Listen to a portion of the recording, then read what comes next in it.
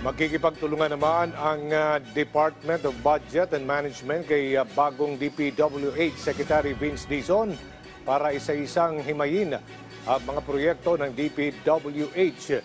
Ito'y sarap ng umano'y insertion sa proposed 6.793 trilyong pisong 2026 national budget. Kabilag na yung sinasabing alokasyon para sa mga proyektong natapos na.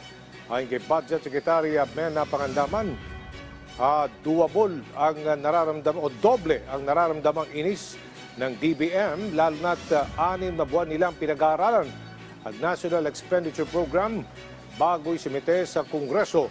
Higit dyan, isa-isang titingnan ang mga proyekto upang matukoy ang mga anomalya.